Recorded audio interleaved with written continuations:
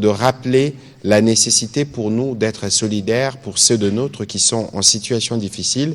Et ce sera l'objet de cet exercice de redevabilité avec Madame la ministre d'État, ministre des Affaires sociales, Action humanitaire et Solidarité nationale. Bonsoir, Madame la ministre d'État, et merci à nouveau de vous joindre à cet exercice de redevabilité.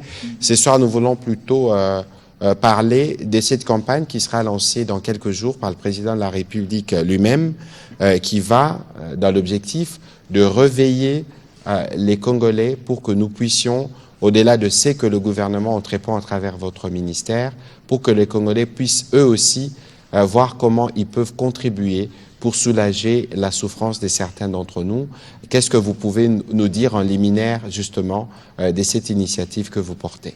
Oui, merci beaucoup, Excellence. Merci à tous les téléspectateurs. Merci aussi à toute l'équipe de presse qui est venue m'accompagner à cet exercice de redevabilité une fois de plus aujourd'hui.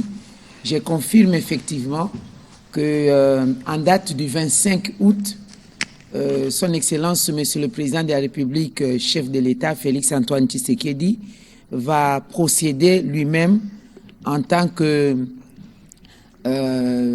premier citoyen de la République de lancer la campagne de solidarité nationale. Solidarité nationale avec comme objectif à atteindre, redynamiser, susciter à nouveau l'esprit, la culture d'entraide entre les Congolais, au-delà de ce que nous allons procéder comme la collecte des dons en nature ou en numéraire, mais c'est aussi inculquer dans l'âme du Congolais l'amour, le patriotisme, les préoccupations, les soucis de la vie de l'autre. Parce que de plus en plus, nous avons remarqué que les Congolais commencent à devenir plus ou moins indifférents. Alors, cette campagne-là, nous allons la lancer le 25 août, mais elle aura désormais un caractère permanent. Un caractère permanent, et nous allons la commencer dans un premier temps ici à Kinshasa. Évidemment, les messages passent sur toute l'étendue de la République.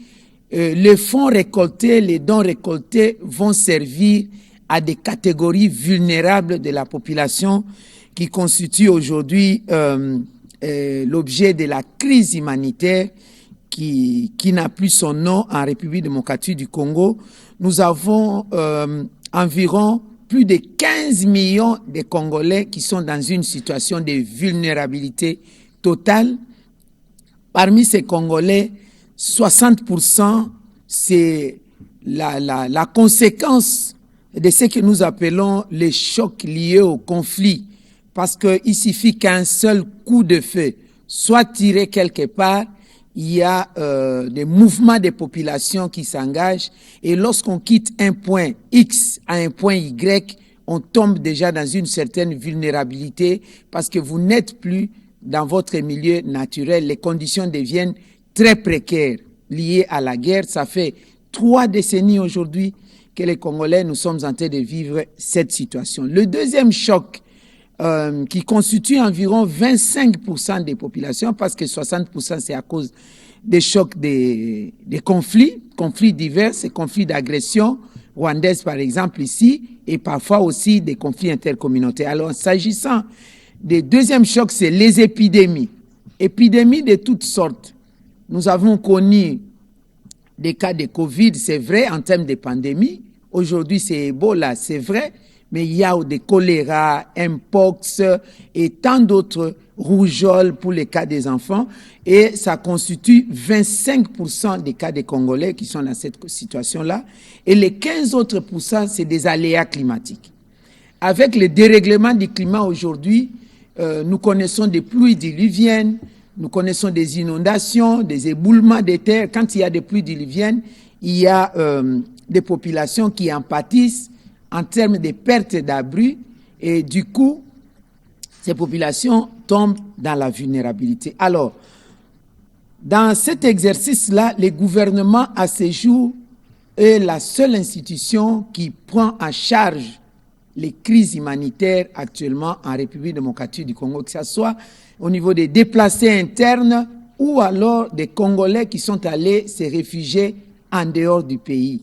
Pour votre information, j'étais passé ici, j'avais dit, j'étais passé au Burundi, en Tanzanie et même en Ouganda. La République démocratique du Congo est comptée aujourd'hui le plus grand, est comptée comme le plus grand donateur ou la plus grande donatrice, parce que je parle de la République démocratique du Congo, parce qu'il y a l'absence actuellement de l'aide humanitaire étatique classique que nous avions toujours eu, notamment l'aide américaine qui constituait 70% de l'aide humanitaire en République démocratique du Congo, et l'aide britannique, l'UKAID, c'était 15%. Donc du jour au lendemain, on a un manque à gagner de 85% de l'aide. Alors, il est tout à fait normal que nous puissions nous prendre en charge pour servir notre peuple. Le gouvernement n'a pas dérogé à ses responsabilités, mais en tant que responsable du secteur des affaires sociales, action humanitaire et solidarité nationale, je suis dans le devoir de stimuler, de rendre opérationnel le volet de solidarité nationale. C'est ce que nous avons présenté au gouvernement. Il a été donc adopté que nous puissions lancer cette campagne. Permettre aux Congolais de se soutenir entre eux, c'est ça l'objectif. Mobiliser d'autres ressources accrues, participation active de tous les acteurs, que ce soit des personnes physiques ou des personnes morales. Et aussi, nous avons mis des garde-fous, parce que certainement il y aura des questions, nous aurons peut-être le temps de répondre. Nous avons mis des garde-fous par rapport à ça. En ce qui concerne les numéraires, nous nous reposons sur les structures étatiques.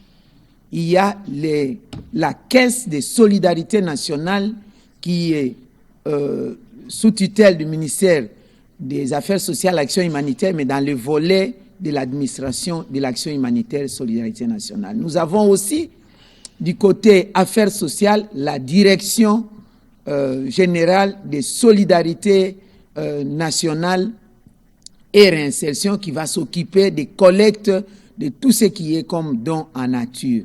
Et en cela, j'ai mis en place, au travers d'un arrêté, les comités de pilotage qui est constitué par des acteurs clés du ministère ainsi que les partenaires humanitaires avec lesquels nous avons l'habitude de travailler dans le cadre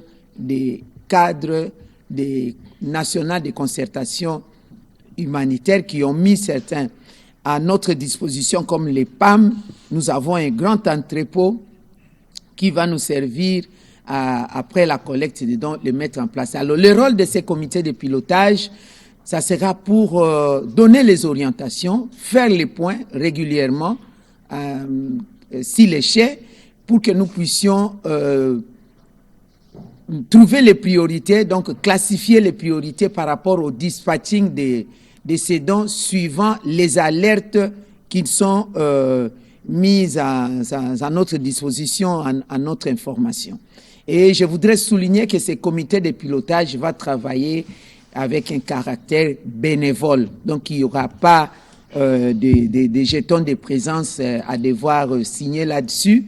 C'est une activité que nous voulons aussi inculquer aux Congolais en passant le volontariat et l'idée de servir les autres. Nous allons donc recruter au niveau de tout ce qu'il y a comme assistants sociaux qui actuellement sont nombreux, mais qui ne travaillent pas. Voilà une opportunité pour eux de servir la République à ce niveau. Alors, au-delà des déplacés internes de guerre, je crois que je l'ai brossé par rapport au choc, nous allons nous occuper aussi, par rapport à cette aide que nous allons collecter, nous allons nous occuper de toutes les catégories autres vulnérables qui sont sous notre gestion, notre encadrement, les veuves, les personnes de troisième âge, les personnes vivant avec handicap, les enfants dits de la rue, les orphelins outre mesure et des indigents. Des indigents, il y a des personnes qui n'ont pas d'autres problèmes outre mesure, si ce n'est l'indigence du fait qu'ils n'ont rien, ce sont des démunis. Donc, ils sont dans la catégorie des personnes classées comme vulnérables parce que le ministère des Affaires sociales, Action humanitaire et solidarité nationale octroie des cartes d'indigence après qu'on ait retrouvé en la personne un certain nombre de critères par rapport à sa situation d'être démuni. Alors, ça va nous servir aussi donc à diminuer les risques de crise et réduire la mendicité.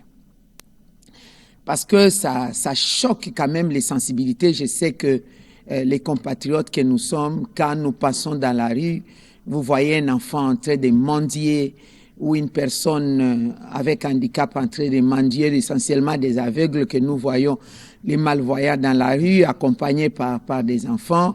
Ça fait mal au cœur, ça choque les sensibilités, ou des enfants qui sont déscolarisés ou des enfants en rupture des relations avec la société, qui sont devenus des pickpockets par manque d'encadrement familial. Je crois que l'État, c'est une grande famille. Nous voulons renforcer donc cette solidarité, cette entraide. Au-delà de ça, de tout ce qui est comme bien numéraire, nature, mais c'est aussi la solidarité nationale, c'est renforcer l'amour de la patrie, l'amour entre le patriotisme, c'est aussi nous aimer nous-mêmes, nous Congolais. Lutter contre le tribalisme, parce qu'on sent qu'il y a une rupture sociale. Il y a trop des invectives, des attaques inutiles dans les réseaux sociaux. Nous abusons en fait. Nous utilisons mal, nous abusons des réseaux sociaux qui constituent un outil par excellence de communication pour nous attaquer mutuellement entre nous, alors que l'union fait la force.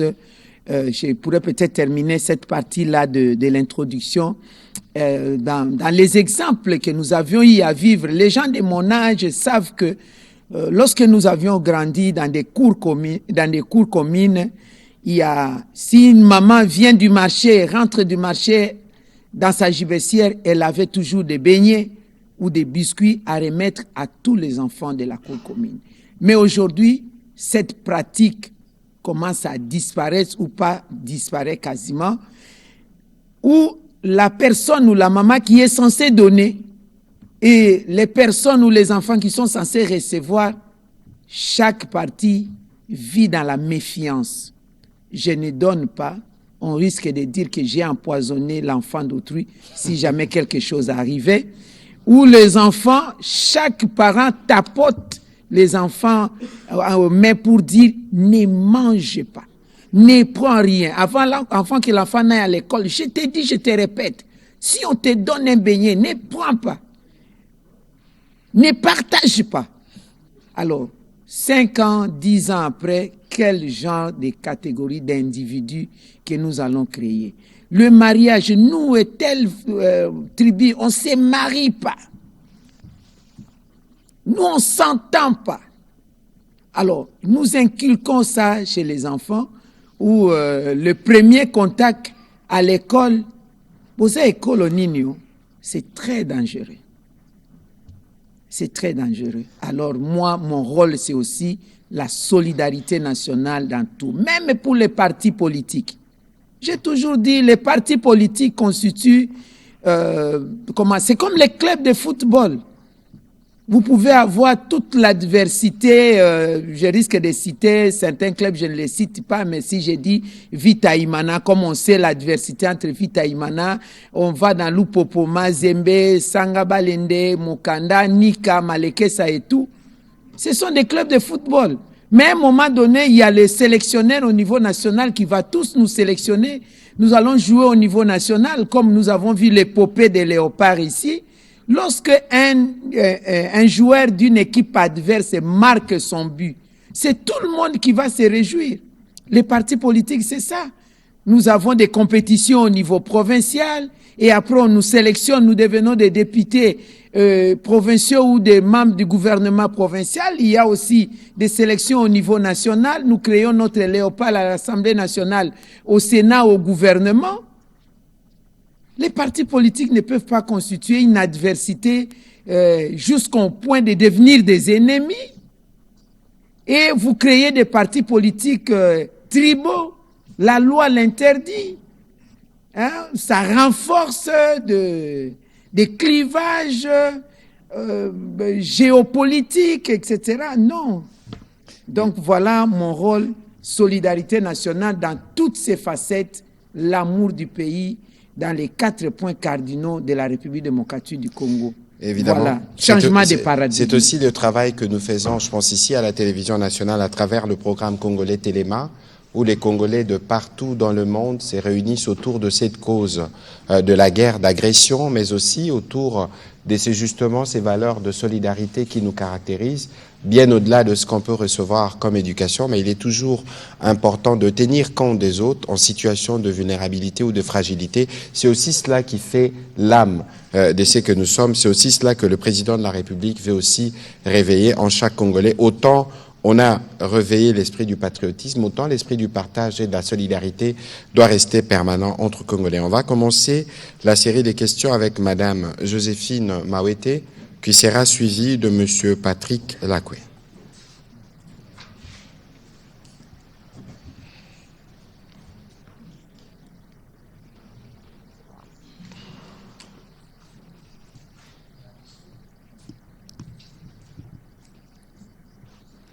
Merci beaucoup. Madame la ministre, j'ai quelques questions. La première, elle est axée sur les mécanismes concrets pour garantir la transparence et la traçabilité des fonds et donc collectés dans le cadre de cette campagne. Quels sont les mécanismes qui sont mis en place afin d'assurer les contributeurs et même les donateurs que voilà leurs biens se rendent entre les bonnes mains? La deuxième question, pourquoi la RDC a-t-il besoin en ce moment d'avoir une campagne qui soit permanente? Pourquoi seulement maintenant? Et pour finir, quels sont les groupes les plus vulnérables visés par cette initiative? Merci. Merci beaucoup, Madame Joséphine Mawete. Le mécanisme concret de transparence, au-delà même de la transparence, traçabilité, crédibilité.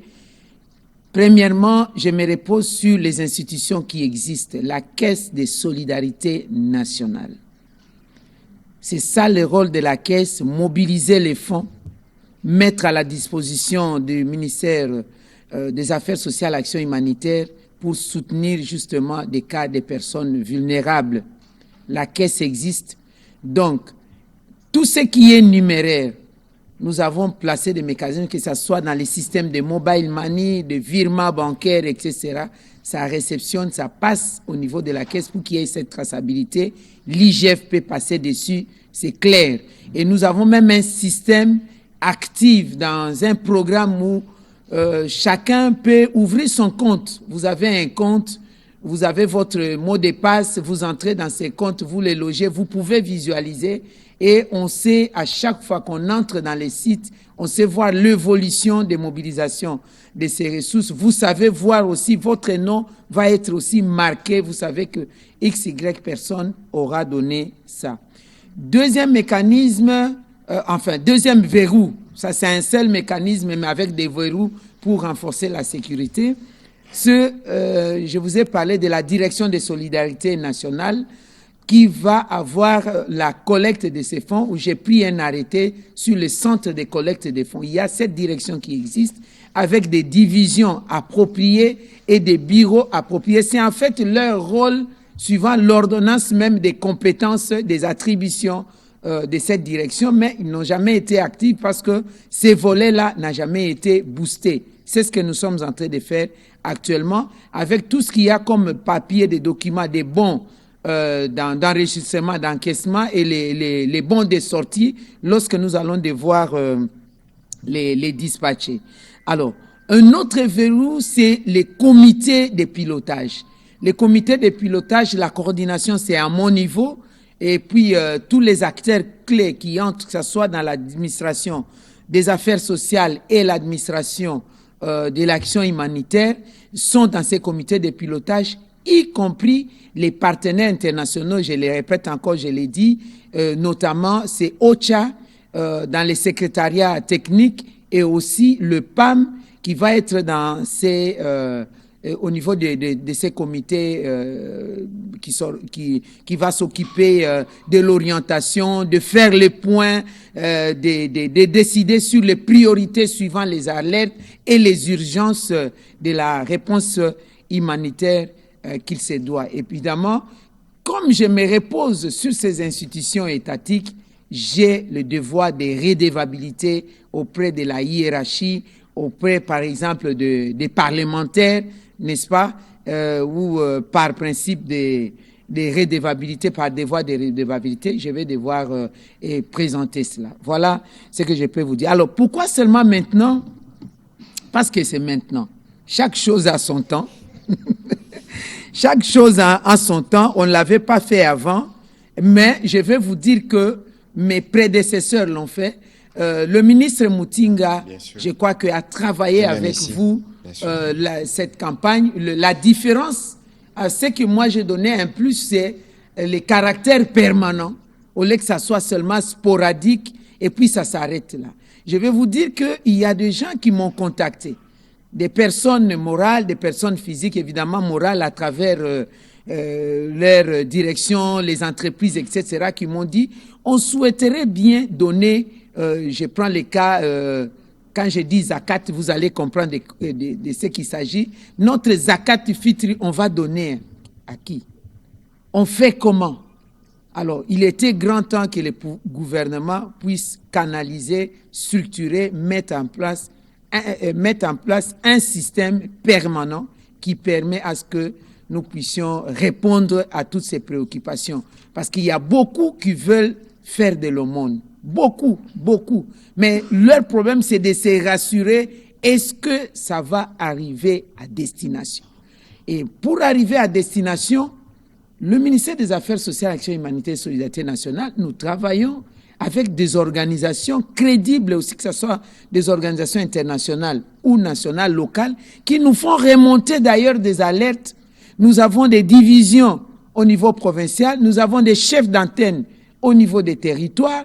Nous allons utiliser les mêmes circuits, comme ça nous permet de bien suivre. Si nous commençons aujourd'hui à Kinshasa, parce qu'on est en train de construire les structures de ces mécanismes-là, et au fur et à mesure, nous allons aller en province. Mais je souligne que ce qui sera collecté à Kinshasa, c'est pour toute l'étendue de la République, là où la situation nécessitera à ce que nous puissions y répondre. Et je souligne que l'État n'a pas dérogé à ses prérogatives. Le Trésor public continuera à nous soutenir, mais il est de notre devoir aussi de trouver d'autres mécanismes additionnels, innovants, de mobilisation des ressources tant numéraires, fiduciaires que en nature, pour venir en aide à nos compatriotes, pour nous entraider. C'est très important d'apporter cette précision. Vous dites pourquoi maintenant, mais parce qu'en fait, nous l'avons toujours fait comme gouvernement, et parce qu'en plus, maintenant, il y a des Congolais qui nous appellent, il y a des Congolais qui disent qu'ils sont prêts et qui veulent.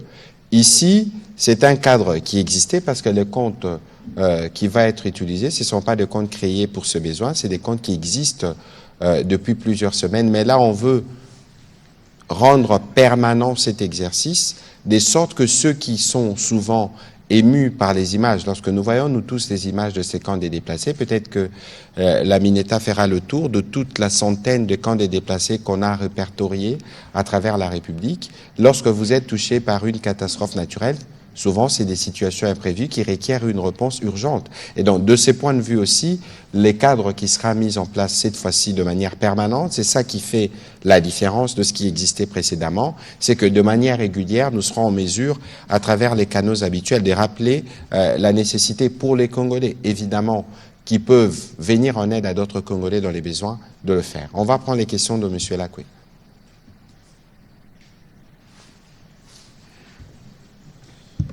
Merci beaucoup, Monsieur le Ministre. Madame la Ministre d'État, Ma première question est un peu émotionnelle, puisque c'est le souci. Je ne savais pas répondre à la question de cette petite fille qui dit « Pourquoi on dit la RDC est un pays riche, mais nous trouvons de jeunes enfants mendiants dans la rue ?»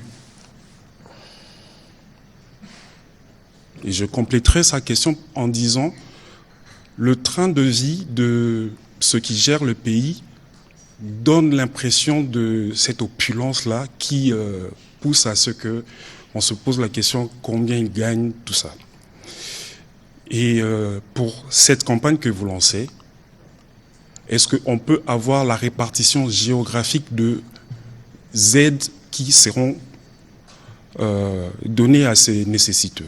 Merci. Merci beaucoup. C'est une question où nous-mêmes, nous nous posons toujours. La RDC est un pays riche, est un pays, il faut ajouter, potentiellement riche. Tous les problèmes, c'est de transformer ces richesses potentielles en des espèces sonnantes et trébuchantes pour servir à la population. Mais à quel moment la RDC devra transformer ces richesses-là lorsque pendant 3 décennies, l'attention du gouvernement, des gouvernements successifs est focalisée vers la défense et la sécurité, l'intégrité du pays, la souveraineté, qui engloutit en fait tous les budgets de l'État. Parce que pour transformer, il faut des budgets. Pour transformer, il faut une capacité d'électricité, il faut booster Inga pour que Inga puisse se faire l'énergie, enfin l'industrie extractive fonctionne correctement. Pour transformer, il faut qu'il y ait d'autres potentialités, l'agriculture par exemple, il faut qu'il y ait la faisabilité de la revanche du sol sur le sous-sol avec la rentabilisation de nos terres. Ça demande des moyens d'investissement. Chaque fois qu'il y a un budget pour l'investissement, la priorité, même dans les budgets rectificatifs, va vers la focalisation de l'Est. Justement, les ennemis de la République démocratique du Congo sont en train de nous distraire. Entre autres, cette guerre, l'objectif, le but aussi, c'est ça, pour qu'eux mettent la main basse sur nos ressources. C'est pourquoi les papes avaient même dit enlevez votre main de la République démocratique du Congo. Entre autres objectifs, c'est ça.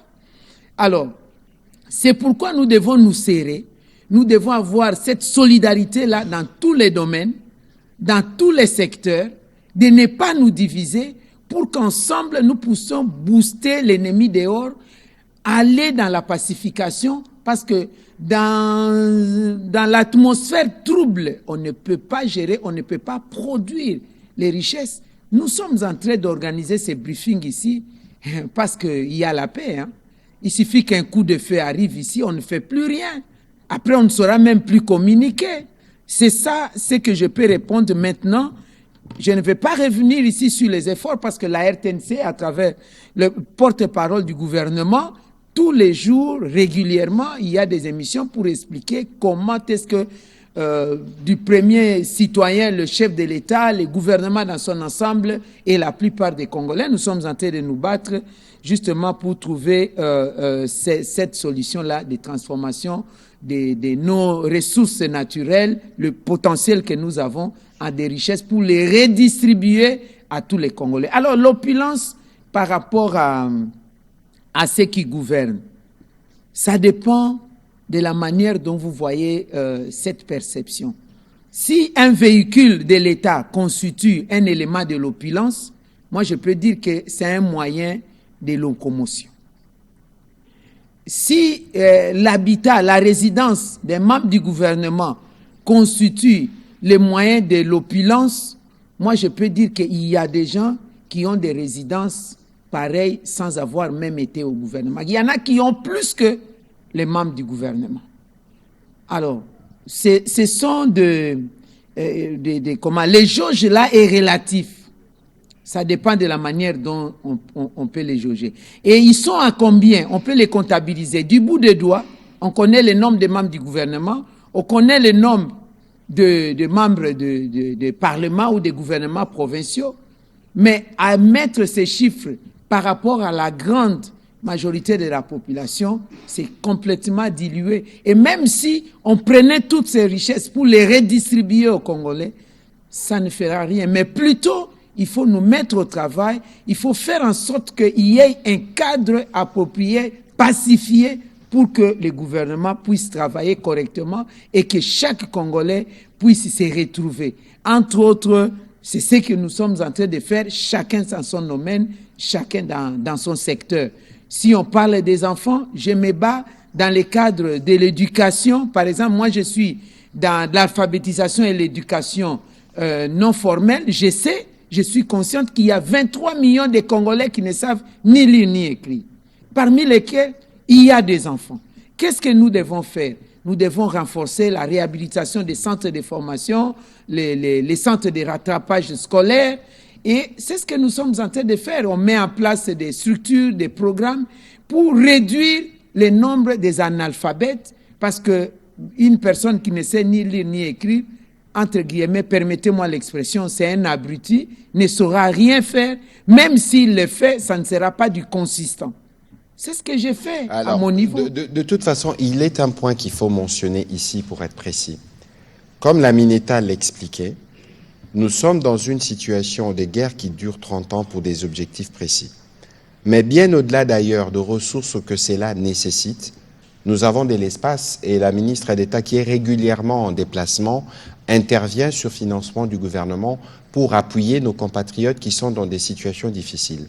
Lorsqu'une catastrophe naturelle arrive et que Lukunga déborde dans les Tanganyika, c'est une situation que vous n'aviez pas prévue, mais pour laquelle nous donnons des réponses. Et le président de la République est très insistant sur les sujets. C'est même pourquoi, à l'égal de la sécurité, à l'égal de la santé, que la ministre des Affaires sociales intervient à tout le Conseil de ministres et systématiquement, parce que le président de la République, comme la première ministre, tiennent à être informés des situations difficiles dans lesquelles les Congolais se trouvent pour intervenir.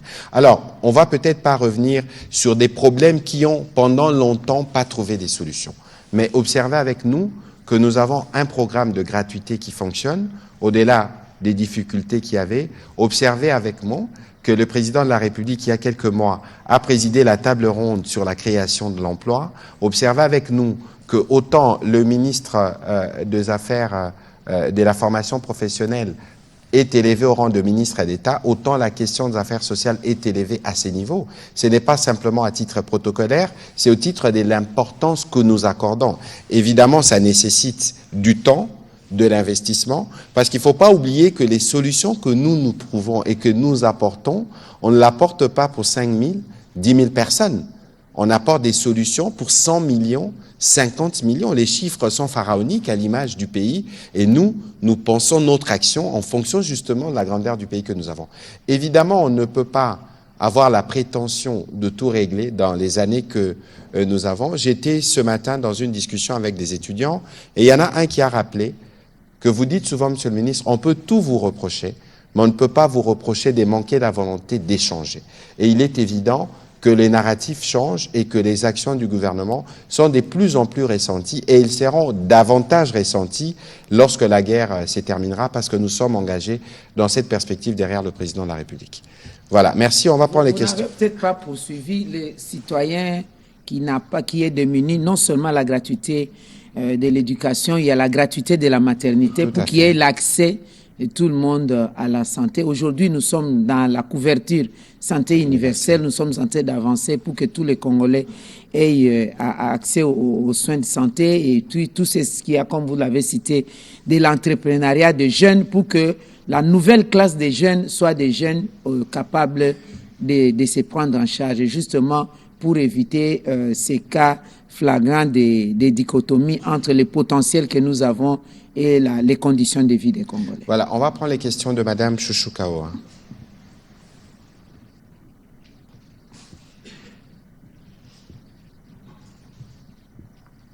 Merci. Madame la ministre des Affaires sociales, j'aurais deux questions.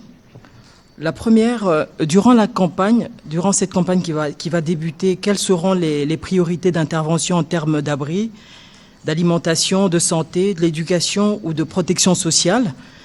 Et ma deuxième question, c'est comment est-ce que le gouvernement entend-il mobiliser les entreprises, la société civile et la diaspora congolaise face à cette situation? Merci beaucoup. Alors, les priorités, c'est par rapport aux alertes. Quand vous arrivez, ça dépend d'un coin à un autre. Vous allez dans les cas des déplacés internes, vous posez la question, vous avez besoin de quoi? Nous avons faim. Donc, ils ont besoin de la réponse humanitaire en termes nutritionnels. Nous avons soif, ils ont besoin de l'eau. Nous avons maintenant un problème d'abri et puis ils vont parler de la santé. Alors, nous sommes dans l'approche de la durabilité. L'eau que nous allons leur donner, ça ne sera plus l'eau à amener seulement par des citernes distribuées dans les bidons, mais nous sommes dans l'approche de la durabilité. D'abord là-bas, c'est le forage, par exemple.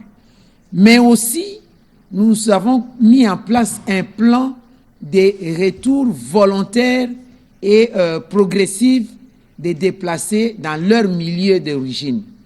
Il y a d'autres, par exemple, comme dans le Tanganyika, qui ont clairement dit que nous avons quitté Goma, nous avons quitté Bukavu, nous avons fui de Uvira, je suis en Tanganyika, je me sens chez moi. Nous avons retrouvé là-bas des médecins, des enseignants, des maçons, des ingénieurs outre mesure. Ils peuvent être casés, ils peuvent être intégrés. Ça aussi, ça fait partie des priorités. Donc, on va aller selon les milieux et les contextes. Vous arrivez auprès des enfants de la rue, ils vont vous dire « je veux un toit ».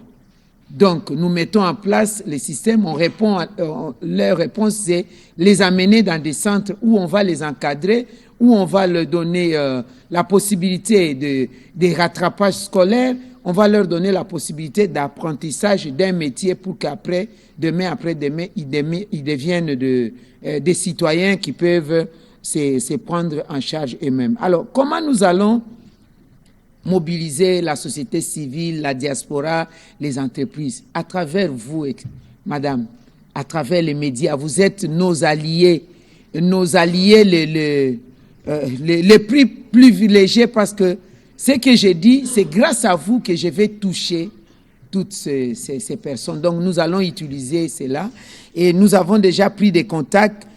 Bientôt là, nous avons planifié des réunions avec l'AFEC. J'ai déjà commencé à recevoir d'autres entreprises et il y a des banques, je peux les citer. J'ai reçu la Robank, n'est-ce pas, qui a beaucoup d'ambition. La Robank veut aller au-delà de la campagne. La Robank veut descendre sur terrain et avait déjà commencé. Il y a d'autres entreprises aussi que j'ai reçues. Je risque de ne pas citer toutes les entreprises, mais il y a des fondations qui sont venues me voir. Parce que nous avions déjà travaillé avec certaines fondations. Nous sommes allés remettre des prothèses, par exemple. Tous les militaires qui étaient amputés à la suite de la guerre, ils sont sautés par des mines et tout ça. Ils ont perdu leurs membres inférieurs ou supérieurs, ont reçu des prothèses à Kisangani grâce à une fondation, la fondation HJ. Donc on avait déjà commencé quelque part. Ce sont ces partenaires-là qui nous disent « nous voulons quelque chose de permanent et de consistant ». Et il y a un système que nous avons mis en place, système d'octroi de certification des bons citoyens, n'est-ce pas? Même des entreprises, des mérites civiques de ces entreprises. Je crois que ça sera un système qui va devoir les encourager. La mobilisation, donc, on les fera avec vous, chers alliés. Voilà, on va prendre les questions de M. Pichu Mulumba, qui sera suivi de Mme Gino Rema.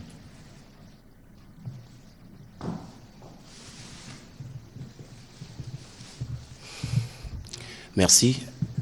Madame la ministre d'État, j'ai noté plus de 15 millions de Congolais qui sont dans une situation de vulnérabilité. Quels sont les critères qui vont guider l'identification et surtout la priorisation de ces bénéficiaires dans la répartition de l'aide qui sera récoltée? Ma deuxième question, si j'ai bien compris, la spécificité de cette campagne, c'est surtout son caractère permanent.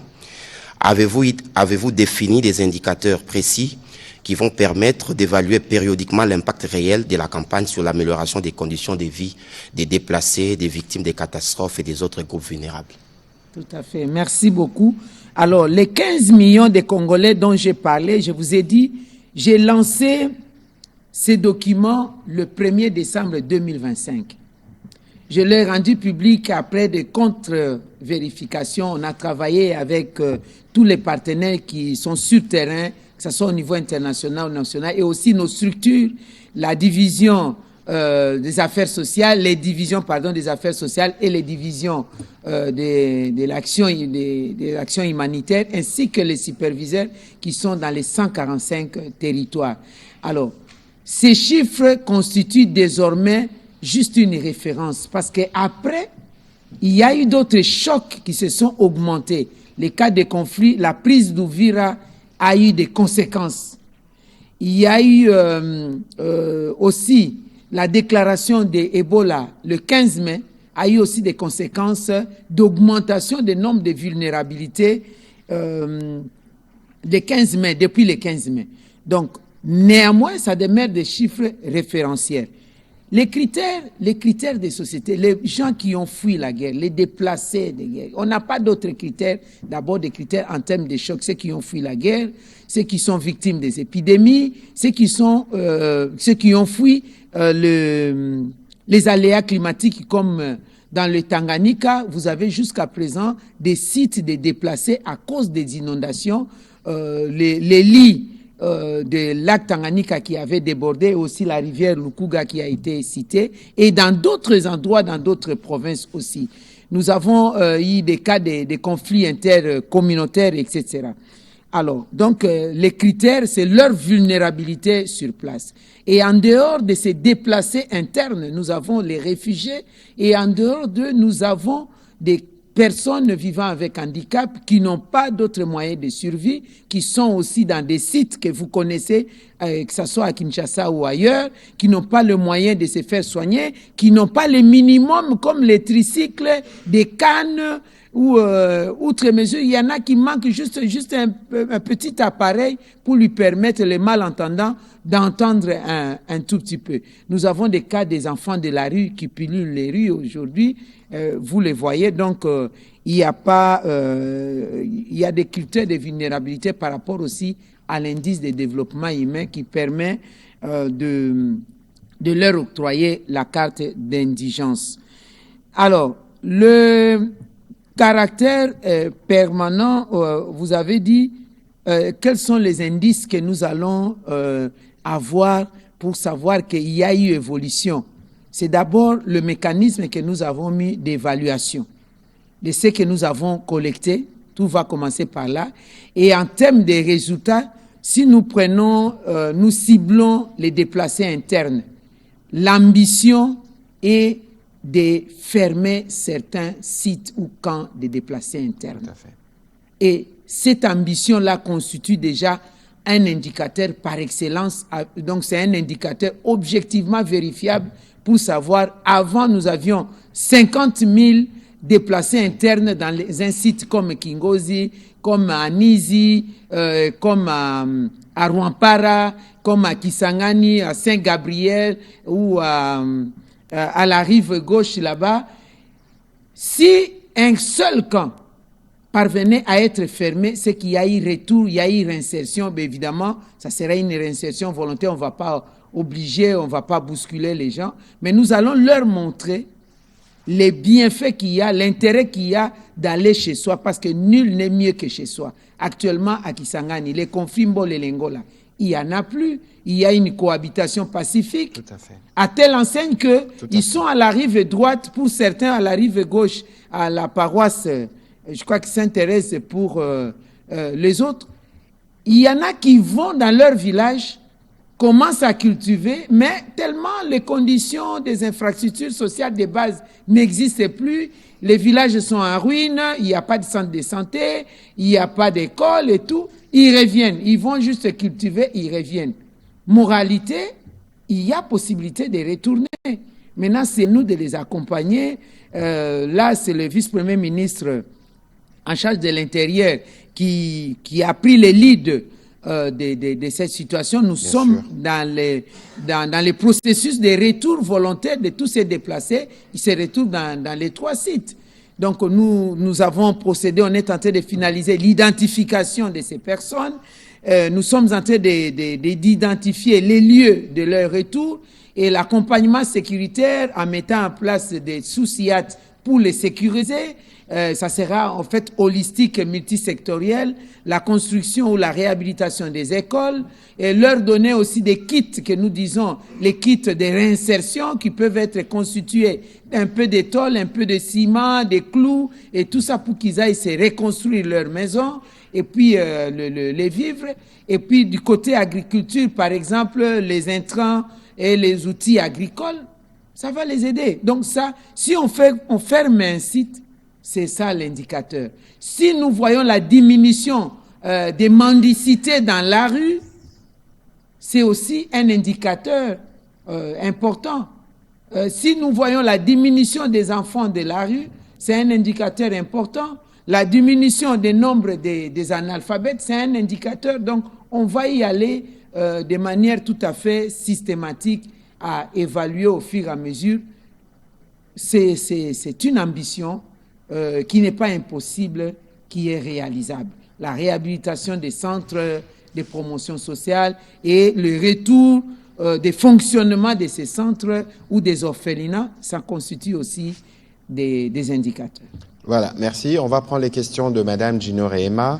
Après, ce sera Monsieur Jean-Pierre Kayembe. On va terminer avec une question en lingala. Allez-y, Madame. Merci beaucoup, Excellence, Monsieur le Ministre. Madame la Ministre d'État, F. Bazaïba, une fois de plus, vous avez dit maintenant, mais moi je me demande maintenant avec F. Bazaïba, je voulais comprendre pourquoi cette campagne se décide de se lancer maintenant, alors que nous avons toujours connu des problèmes humanitaires, des problèmes sur le plan de solidarité nationale. Alors la question, comment les Congolais vont-ils contribuer ?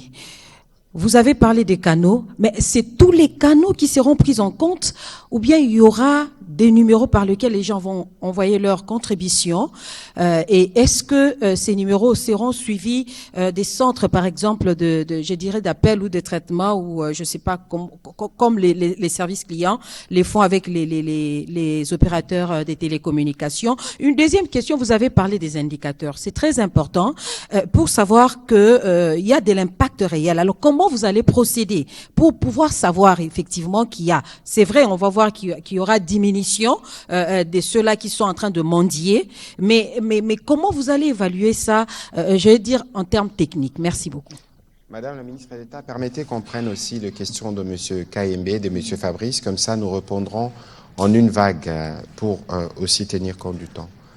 Allez-y, M. Kayembe. Merci, Excellence. Madame, vous dites que nous avons autour de 15 millions de nos concitoyens qui sont en difficulté. Votre document a été rédigé, selon vous, en 2025. Dieu seul sait s'il n'y a pas eu de déplacés supplémentaires. Ça veut dire que la question est urgente. Je suis tombé sur un document de OCHA qui parle d'environ 1,4 milliard de dollars dont on a besoin en ce moment pour venir en aide aux nécessités. Et j'imagine qu'au niveau de votre ministère, vous avez travaillé sur une estimation de chiffres. Aujourd'hui, concrètement, combien voulez-vous mobiliser? Et quelle est la part du gouvernement? Ça, c'est la première question. La deuxième et la dernière. On n'est pas à la première campagne. Il y en a eu d'autres, vous les avez évoquées. Je voudrais m'arrêter à la dernière, la toute dernière, qui remonte à 2022. C'était il y a 3 ans.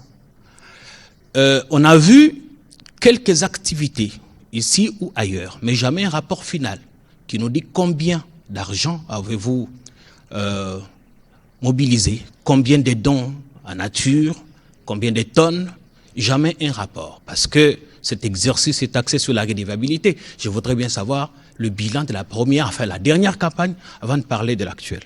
Merci beaucoup. Voilà, Monsieur Fabrice, allez-y pour vos questions. Ces questions seront en lingala.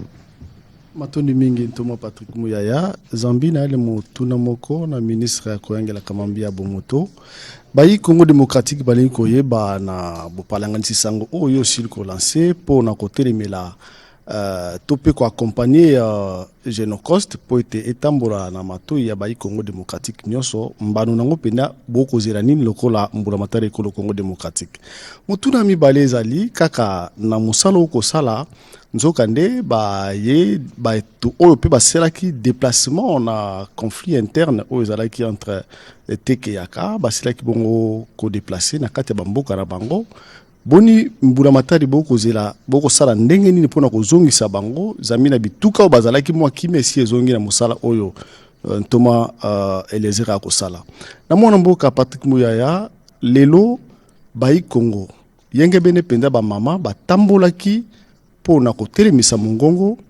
epai ya mokonza koangela kamambi ya Sesak pona kotelemela baye oyo bakopalanganisa sango ya mabe kofinga ba autorité. Yo en tant que ministre ya information pe rotala makambo ya ba palanganisi sango okozwa likambo wana na ndenge nini parce que bango balobe sengeli kolongola ba application mususu eko bebisa éducation ba Congo démocratique. Voilà, merci Namotuna Nayo. Tozongela. Oui, merci beaucoup vous Madame Gino, vous êtes revenue pour dire pourquoi maintenant. J'ai dit que je n'ai pas inventé la roue. J'ai trouvé que les campagnes se sont organisées, donc on n'a pas à dire maintenant cela. Et si je l'ai fait une année après mon avènement au ministère des Affaires sociales, parce que justement, j'aimerais améliorer tel que ça s'est fait. C'est en même temps la question que je vais répondre de M. Kayembe qui parlait des rapports avant d'aller à commencer une nouvelle campagne. Nous avons pris le temps pour voir comment nous allons faire de sorte qu'il y ait la transparence et que ça soit une campagne crédible, que ça ne soit plus une campagne seulement sporadique mais permanente. Parce qu'on va faire la campagne sporadique comment? Les besoins humanitaires demeurent, ces besoins sont permanents. Au grand mot, il faut de grands remèdes, il faut le parallélisme des formes par rapport aux besoins. Alors nous allons aller de manière permanente en appui en fait à ce que le Trésor public fait, les gouvernements de la République, et en donnant aussi l'opportunité à toute personne physique et morale qui souhaiterait contribuer. Il y a de plaisir à donner qu'à recevoir. Beaucoup aimeraient faire leur donation aussi pour servir les autres par rapport aux images qui sont tentés de voir.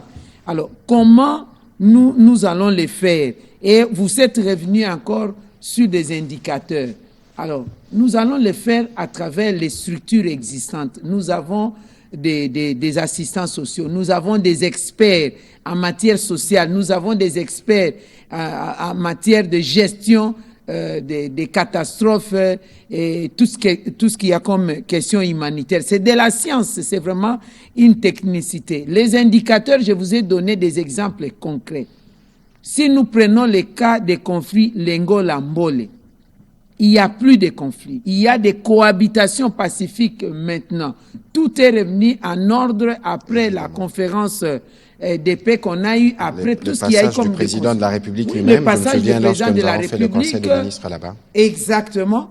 Tout s'est bien passé. Maintenant, nous sommes arrivés à l'étape de le faire revenir. S'ils ont traîné, c'est parce que nous attendions à trouver des moyens et des mécanismes de leur retour. Venir, c'est bon, ça s'est fait dans l'urgence, c'est rapide. Mais le retour doit être un retour d'abord volontaire, conformément aux droits humanitaires.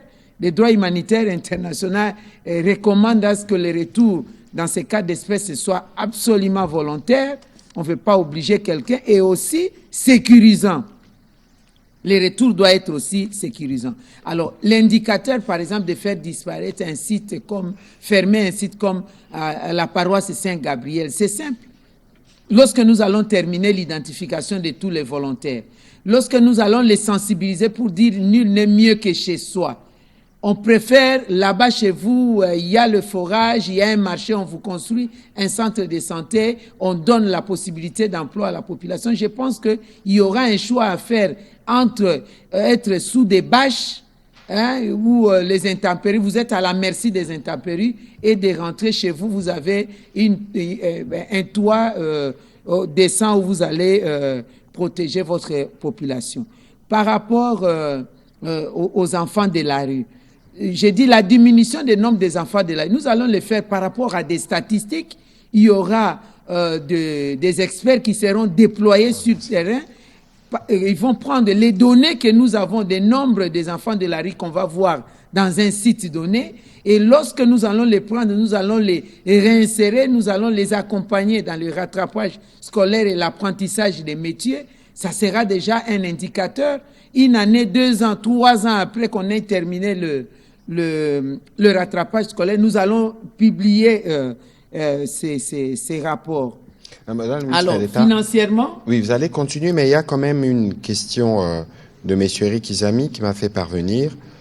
Les dons qui seront donnés ne seront pas qu'en numéraire. Il y a des dons en nature. Et donc, si vous avez, par exemple, un stock des vêtements, est-ce que vous serez en mesure d'indiquer, par exemple, dans toutes les provinces de la RDC, des points à partir desquels ces dons peuvent être envoyés? exactement, nous serons en mesure de les faire.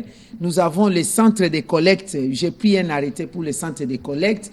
Pour le moment, nous allons lancer le vendredi. Et puis, au ministère des Affaires sociales, il y a un endroit qui nous a été disponibilisé par les gestionnaires des sites où nous allons faire, comme de la fois passée, nous allons commencer à enregistrer des dons en nature et nous attendons que le ministère des infrastructures et travaux publics puisse nous disponibiliser aussi un autre site où nous allons mettre dans une place publique pour qu'il y ait facilité de conduire ces dons.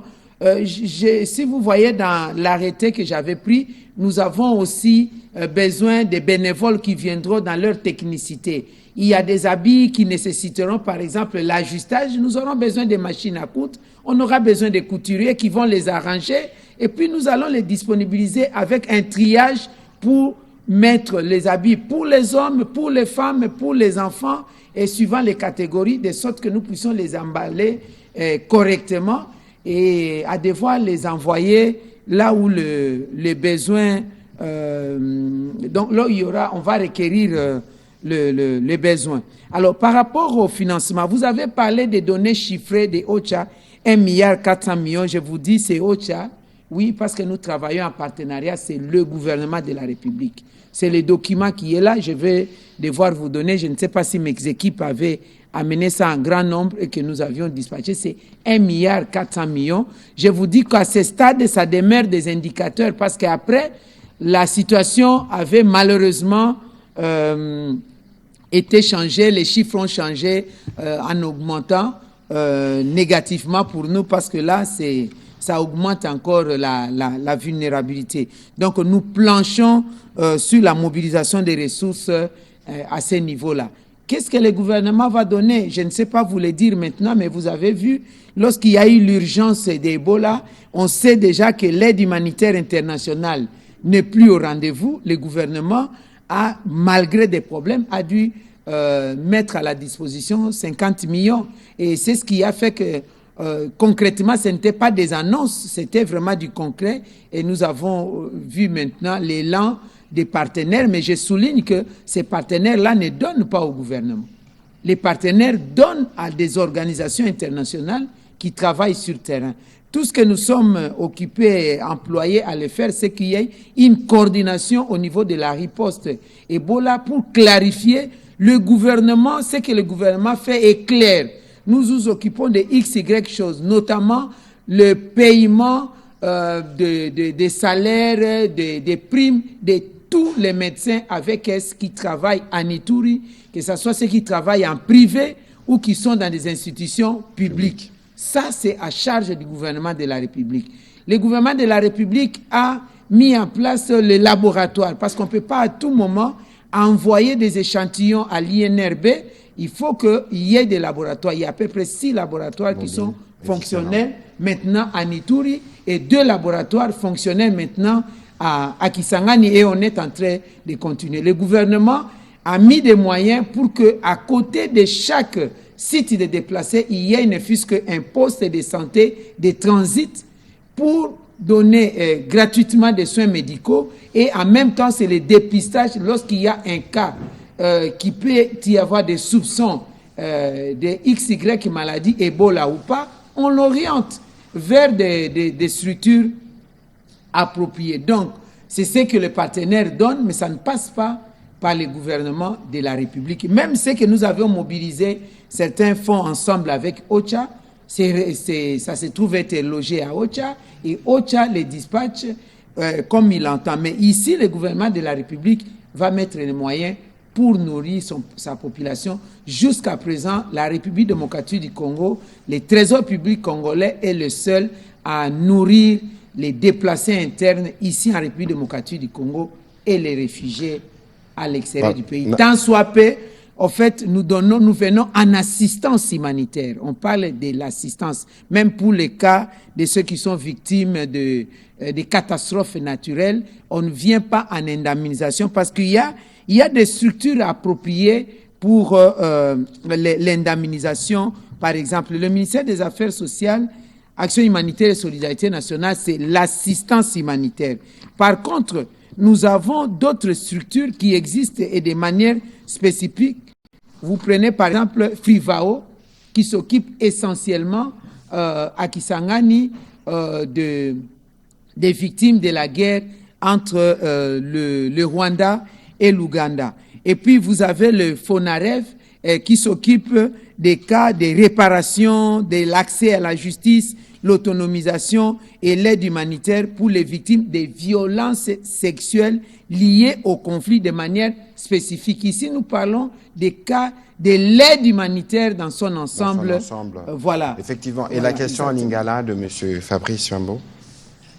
Boye, tunaki ngai motuna ndeko makambo etali Genocost na uti koloba na yo makambo etali Genocost pe na lobaki yango na lopoto awa tozali na ba, comment je peux appeler les structures en lingala, tozali na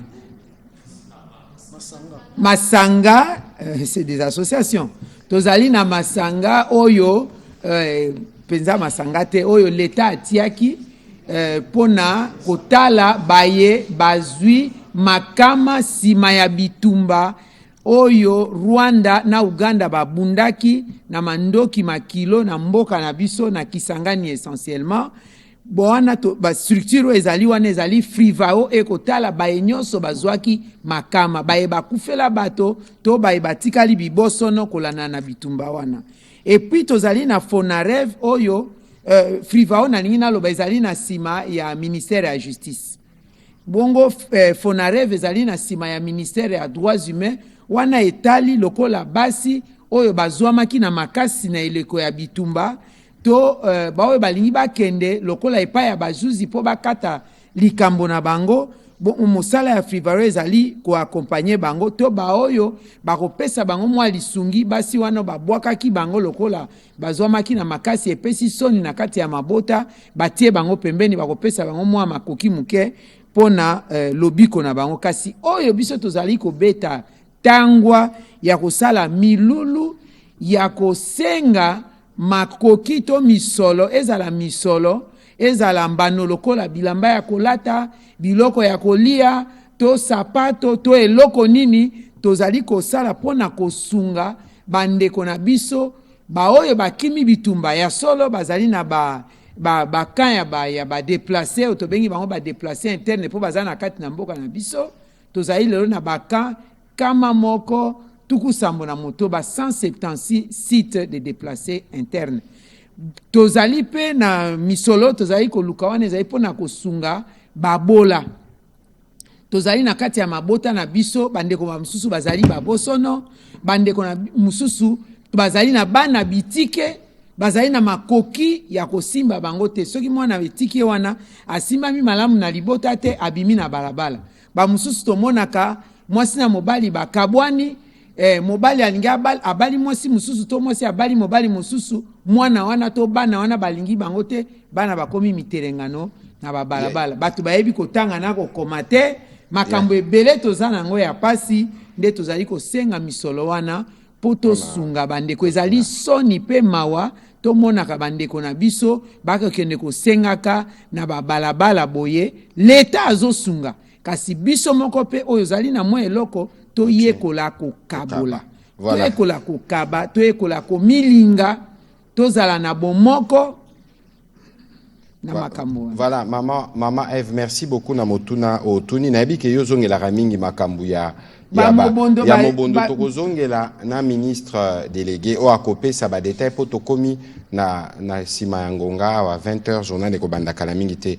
En plus madame la ministre d'État, donc nous serons disponibles hein, à vous accompagner, y compris avec la télévision nationale, pour garder en permanence justement cette idée de la solidarité nationale. Nous allons travailler évidemment avec les équipes de Congolais Téléma pour qu'au quotidien, oui, nous allons diffuser les spots à la fin de cet exercice. C'est prévu pour le 25 août prochain, les lancements par le président de la République lui-même. Nous serons là pour faire le relais, mais nous serons davantage là pour être sûrs que nous accompagnons et que les exemples des uns des autres puissent servir d'exemple aux autres Congolais. Alors, namotuna o yotuni awa ndeko Fabrice namakambo etali ba réseaux sociaux. Ya motuya o il faut koyeba, c'est que biso kokola o tokola mama bazai bakoli sabiso awa, mafingeze loko balakisaka biso te. Okoki na yo kozala na opposition, okoki na yo kozala contre. Mais mafinga wana eza babiloko moko yango pende zo bebisa image ya mboka na biso. Lelo na babiloko ya ba réseaux sociaux soki muto alobi fona kende na RDC. Eloko aliboso akosala akei na ba réseaux sociaux. Sikoyo biso awa na président Félix Antoine Tshisekedi to sala choix ya démocratie. Soki to lobby na bolandi ya motuna na yo. Soki to lobby ke lelo to kanga TikTok. To ko pénaliser ba oyo basalelaka TikTok na ndenga mayele. Lelo soki moko na moko na babiso ndenge to salelaka biloko wana. To mi pesi limite te. Eza na ba risque ebele. Na koloba nyonso ate me bato nyonso bafingaka. O bazo finga. Soki baolanda siko batika na butwa lelo. O ekokomela bango bokanisa te ke soki oza na poto, obatami na poto moyen to koma isiko wali ezali te. Parce que lelo ekomi likambo ya image ya mboka, likambo ya éducation otozo pesa bana na biso. Parce que ba réseaux sociaux bomoni na bamboka nyonso bazo pekisa ba réseaux sociaux à partir à 15 ans. Na solo la ki na ministre oyo ya éducation mama Raissa. Na mikolo ezali koya tokokutana na première ministre oyo tokosala pe ba directive oyo ya biso. Kasi soki tozui ba mesure oyo ko pénaliser ba oyo basale la kango na limemia na respect elengo bani. Est-ce que tokosala malamu to tokosala mabe? Yango tokosepela bino pe ba pandisango, ba gardien des valeurs. Bo benda batumatoi. Ministre de Justice a sala ba circulaire awa. To beta lisolo nango. D'ailleurs, tokozonga na awa, to ya kolimbola na mwa mulai o tozo kanisa ko sala. Ba o nyonso bakotombe ya victime balo bate kuna démocratie sili. Balo bate a kuna na RDC bazo sala boy parce que trop c'est trop. Na rozonge lango na lopoto po batu baye bake. Les réseaux sociaux ne devraient jamais constituer un espace où l'insulte remplace l'argument. On peut être en profond désaccord, mais utilisons des arguments. On peut dénoncer avec force, sans porter atteinte. Maman Bazaï Baloba qui m'a parti politique ne bandelia. Est-ce que lorsqu'on insulte, lorsqu'on ne se donne pas des limites par rapport à l'âge, par rapport à la personne humaine, tout simplement, qu'est-ce que nous voulons engendrer? Parce que lorsqu'on fait preuve d'une telle violence verbale, la violence verbale, qu'est-ce qu'elle peut appeler? Et donc, il faut que les uns les autres soient responsables. Le choix de la démocratie et de la liberté d'expression qu'on a fait est un droit, mais ne dispense pas des responsabilités. Et donc ici, c'est une mise en garde aux uns aux autres. Si vous pensez que vous allez éternellement vous dissimuler, peut-être qu'il y a des raisons des papiers, où vous vous trouvez, la justice vous atteindra. Et parce que pour l'exemple, nous avons l'obligation de protéger nos enfants. Et pour protéger nos enfants, l'État fera ce qu'il doit faire. Voilà, on va terminer là. On va diffuser le spot qui annonce cette activité du 25. Du 25 avec le président. août 2026. Et évidemment, vos équipes sont les bienvenues pour que nous puissions ensemble voir de quelle manière on peut redonner le sourire, réconforter l'espoir. C'est les slogans de la campagne que vous allez lancer ou que le président de la République va lancer dans les jours qui viennent. Merci à vous, Madame la ministre d'État, de votre participation et nous aurons l'occasion de revenir évidemment dans un autre exercice de redevabilité. Je vous en prie. Merci. Bonne soirée chez vous et bonne continuation. Merci.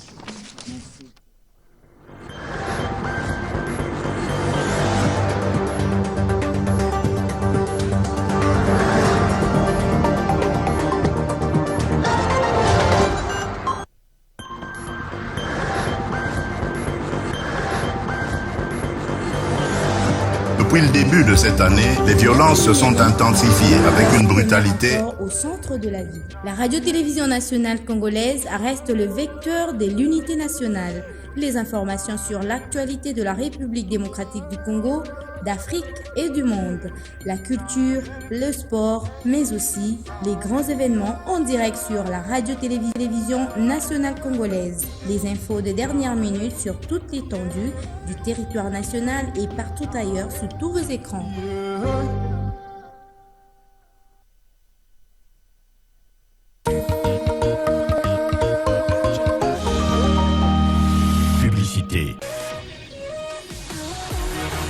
Plongez dans un univers d'excitation pure. Explorez des jeux pour tous les goûts et trouvez votre